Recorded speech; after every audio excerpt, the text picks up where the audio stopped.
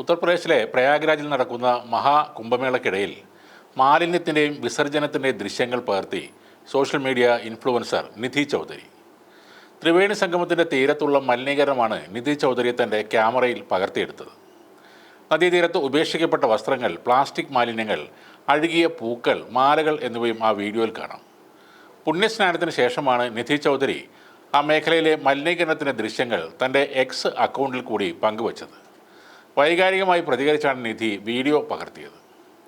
തുടർന്ന് നിധി ചൗധരിക്കെതിരെ രൂക്ഷമായ വിമർശനവും ഉയർന്നു വന്നു. എന്നാൽ നിധിയുടെ നീക്കത്തെ പിന്തുണച്ചും സോഷ്യൽ മീഡിയയിലെ ഒരു വിഭാഗം ആളുകൾ പ്രതികരിച്ചു. പൊതുജന ആരോഗ്യത്തിന് ദോഷമുണ്ടാകുന്ന ഇത്തരം പ്രവൃത്തികൾക്കെതിരെ നടപടിയെടുക്കണമെന്ന് സോഷ്യൽ മീഡിയയുടെ പലരും ആവശ്യപ്പെടുകയും ചെയ്തു. പുണ്യസ്ഥലത്തെ മലിനമാക്കിയവർക്കെതിരെ കർശന നടപടി സ്വീകരിക്കണമെന്ന് നിധിയും ആവശ്യപ്പെട്ടിരുന്നു.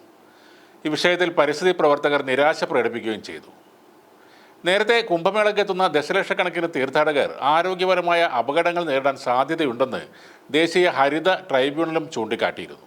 അതുപോലെ ഗംഗാനദിയെ വലിയ തോതിൽ മലിനപ്പെടുത്തുകയാണ് കുംഭമേളയിലൂടെ ചെയ്യുന്നതെന്നും വിമർശനങ്ങൾ ഉണ്ടായിരുന്നു.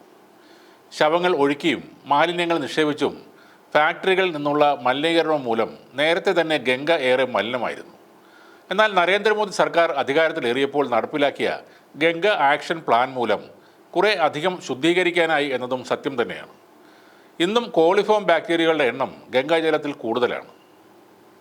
കുംഭമേളയുടെ വന്യമായ സൗന്ദര്യം എന്ന് പറയുന്നത് അവിടെ സ്നാനത്തിന് എത്തുന്ന അഘോരികൾ, നാഗസന്യാസിമാരൊക്കെയാണ്. വിദേശികൾ ഉൾപ്പെടെയുള്ളവർ എത്തുന്നതും കുംഭമേളക്കാലത്ത് മാത്രം പുറത്തിറങ്ങുന്നു എന്ന് പറയുന്ന ഈ സന്യാസിമാരെ കാണാനാണ്. ഇവരിൽ മിക്കവരെയും ബാങ്ങും കഞ്ചാവും ഉപയോഗിക്കുന്നവരായി കാണാം. ഭസ്മം കൊണ്ട് മാത്രം നഗ്നത മറക്കുന്നവരുണ്ടാകും. തലയോട്ടി കഴുത്തിലണിഞ്ഞ ആളുകളും ഈ കൂട്ടത്തിലുണ്ടാകും. സാധാരണ മനുഷ്യന് അറപ്പും വെറുപ്പും ഉളവാക്കുന്ന എന്തിനോടും ഇടപഴകുന്ന ആളുകളാണിവർ. ശവത്തിൽ പോലും ഉപാസന നടത്തുന്നവരുണ്ട്. ചുടലഭസ്മം ശരീരത്തിൽ പൂശി ജീവിക്കുന്നവരുണ്ട്. എരിയുന്ന തീയിൽ കൂടി നടക്കുക, തീയിൽ കിടക്കുക, ത്രിശൂലം കൊണ്ട് ശരീരത്തിൽ ആഞ്ഞുകൊത്തുക എന്ന വിദ്യകളും ഇവർ കാണിക്കാറുണ്ട്. ഇങ്ങനെ നാനാജാതി വൈവിധ്യമുള്ള ആളുകൾ ഒരേ പുഴയിൽ ഇറങ്ങി സ്നാനം ചെയ്യുന്നത് കൊണ്ടാകാം മാലിന്യവും വർദ്ധിക്കുന്നത്.